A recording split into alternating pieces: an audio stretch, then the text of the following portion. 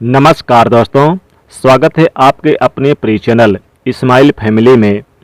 दोस्तों, हरियाली तीज की हार्दिक शुभकामनाएं। माता रानी की कृपा आपके और आपके परिवार पर बरसे। दोस्तों, 2023 में हरियाली तीज कब है? 19 अगस्त को या फिर अगले दिन? पूजा विधि क्या है? सास की थाली कैसे तैयार करें? दोस्तों, सब कुछ आज हम इस वीडियो में आपको बताएंगे विस्तार से। दोस्तों, हरियाली तीज को बहुत ही शुभ और पवित्र की दृष्टि से देखा जाता है, क्योंकि यह बहुत ही पवित्र और मंगलकारी माना जाता है। इस समय भगवान शिव और माता पार्वती का मिलन हुआ था। हरियाली तीज पति पत्नी के जीवन का एक अहम हिस्सा है, जो प्रेम को दर्शाता है, जो प्यार में मजबूती लाता है। आप इस हरियाली तीज व्रत को एक तरह से करवा चौथ का व्रत भी मान सकते हैं। दोस्तों, आज हम जानेंगे हरियाली तीज व्रत कब है और क्या है पूजा का शुभ मुहूर्त, और वो कौन सी ऐसी बातें हैं जो हर सुहागिन महिला को जरूरी जाननी चाहिए। साथ ही साथ 3 ऐसी महिलाएं जिन्हें हरियाली तीज का व्रत कभी नहीं रखना चाहिए। माता रानी, माता पार्वती और भगवान शिव क्रोधित हो जाते हैं। दोस्तों, सावन का पवित्र महीना चल रहा है। भोलेनाथ को समर्पित होता है सावन का पवित्र महीना। साथ ही इस महीने में पड़ने वाले सभी व्रत और त्यौहार बहुत ही खास और मंगलकारी होते हैं तथा पवित्र होते हैं। एक तरह से आप इस महीने को प्यार का महीना भी कह सकते हैं, प्रेम का महीना कह सकते हैं, भक्ति का महीना कह सकते हैं। इस महीने में ईश्वर और भक्तों की दूरी बहुत कम हो जाती है। एक तरह से इस महीने में ईश्वर से सच्चे भक्त का मिलन होता है। दोस्तों, अगर आपके माँ बाप नहीं है तो आप शिव जी को अपना पिता मान सकते हैं और माता पार्वती को आप अपनी माता। भगवान शिव को जगत का पिता कहा जाता है, वहीं माता पार्वती को जगत जननी कहा जाता है। आप एक बार सच्चे हृदय से भगवान शिव को पुकार कर तो देखिए, वो आपकी सभी मनोकामना अवश्य पूर्ण करेंगे। शिव दौड़े दौड़े चले आएंगे। दोस्तों, आपकी जानकारी के लिए बता दें कि जहां एक और ये महीना भगवान शिव को समर्पित होता है, तो वहीं इस महीने में माता पार्वती की भी विशेष रूप से पूजा की जाती है। हर सोमवार सावन सोमवार का व्रत रखा जाता है, तो वहीं सावन के महीने में पड़ने वाले हर मंगलवार को मंगला गौरी व्रत भी रखा जाता है। सावन के महीने में वैसे तो बहुत सारे तीज त्योहार आते हैं, लेकिन इनमें से जो सुहागिन महिलाओं के लिए विशेष और सबसे प्रसिद्ध त्योहार है, वो है हरियाली तीज। हरियाली तीज सावन माह के शुक्ल पक्ष की तृतीया तिथि को मनाई जाती है, जो कि सावन के महीने में होती है। हरियाली तीज नाग पंचमी से ठीक 2 दिन पहले मनाई जाती है, और इस दिन सुहागिन महिलाएं निर्जला व्रत रहकर इस व्रत को रखती हैं। दोस्तों, कहते हैं कि जिसने भी एक बार इस व्रत को प्रारंभ किया तो अपने पूरे जीवन भर इस व्रत को रखना चाहिए।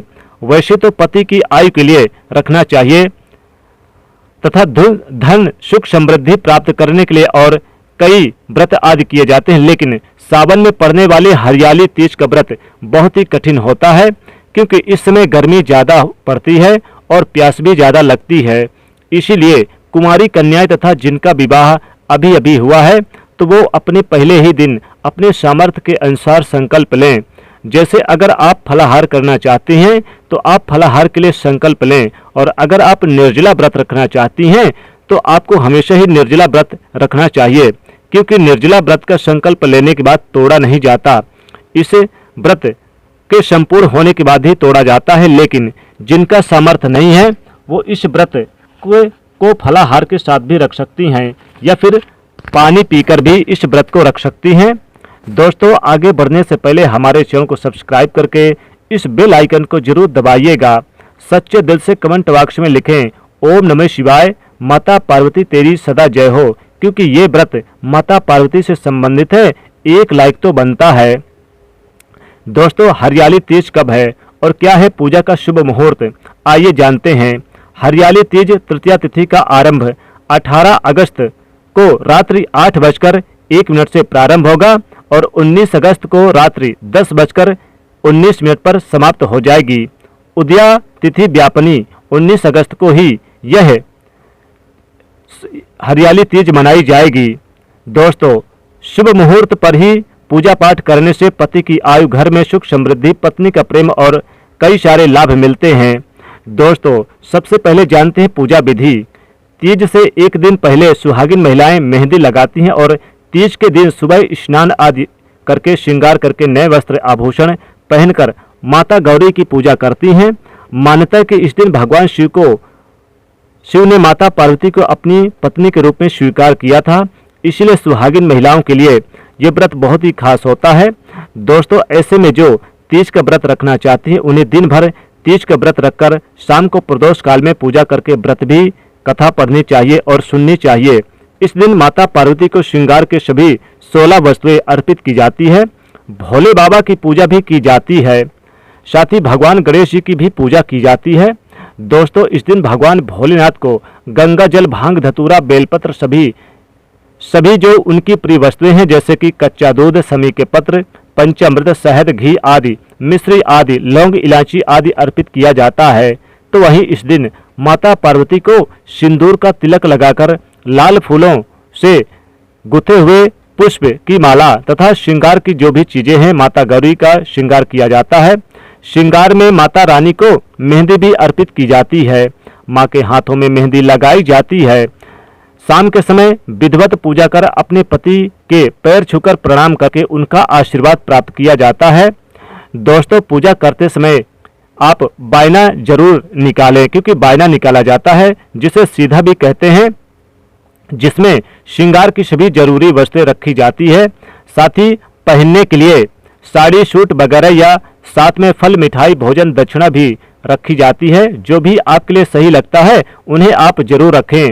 एक थाली में इन सभी सामग्री को रखकर उनकी पूजा की जाती है। फिर परिवार में अपने सास माँ को या फिर अपनी ननंद को या फिर जो भी आपके घर में सुहागिन महिलाएं हों, जो वृद्ध हों, जो बुजुर्ग हों, परिवार में जो भी आपसे बड़े हों, उन्हें यह सामग्री सीधा दान में दिया जाता है और उनके पैर छूकर उनका आशीर्वाद प्राप्त किया जाता है।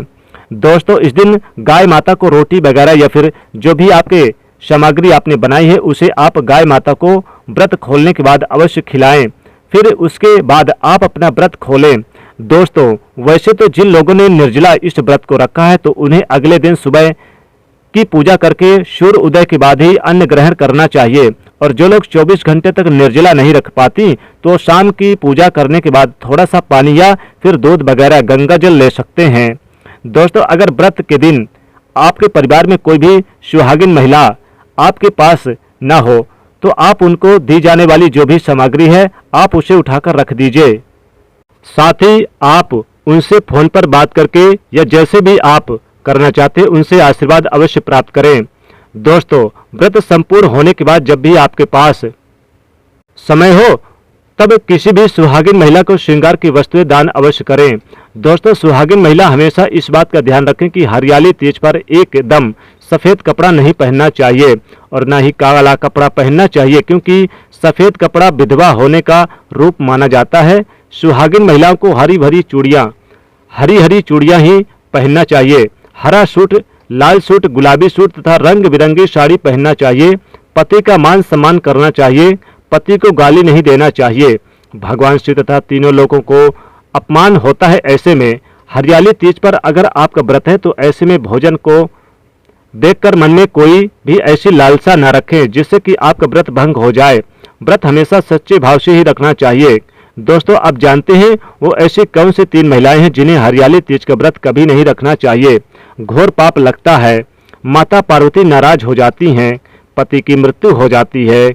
3 महिला हरियाली तीज का व्रत कभी न रखें, घोर पाप लगता है। आइए जानते हैं। दोस्तों, नंबर 1, पति नहीं है तो इस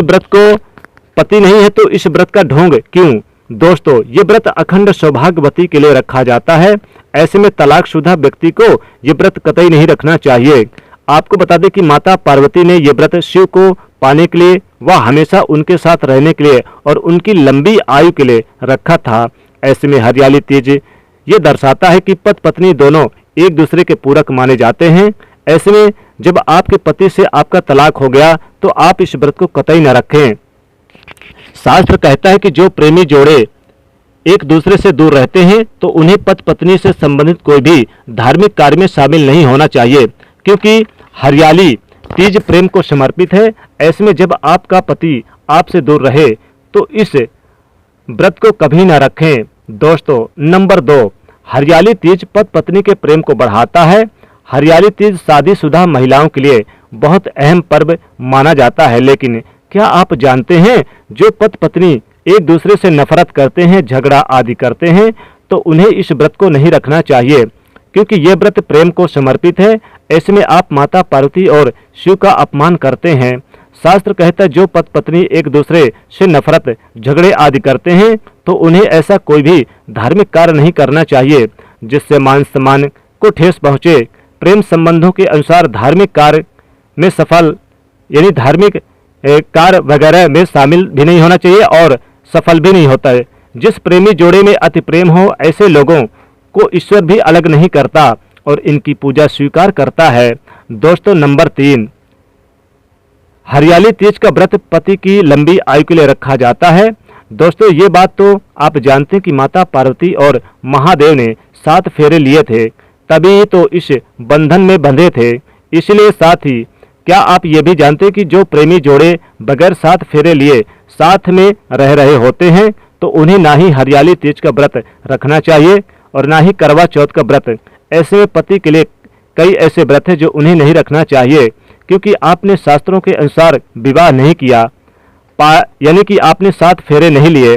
अगर आपने कोर्ट मैरिज की है, फिर भी आप इस व्रत को रखने में सक्षम नहीं हैं, तो प्रेमी जोड़े 7 फेरे लेकर विवाह रचाते हैं, तो उन्हें ईश्वर का आशीर्वाद मिलता है और वो किसी भी धार्मिक कार्य में शामिल हो सकते हैं। दोस्तों, हरियाली तीज बड़ा ही पवित्र माना जाता है। ऐसे में अगर आप माता पार्वती और भोलेनाथ का आशीर्वाद पाना चाहते हैं, तो एक बार सच्चे दिल से कमेंट बॉक्स में लिखें, माता पार्वती महादेव तेरी सदा जय हो। ईश्वर आपके प्रेम को बनाए रखें। जानकारी पसंद आए तो एक लाइक तो बनता है। कमेंट में लिखें, हर हर महादेव, जय माता पार्वती।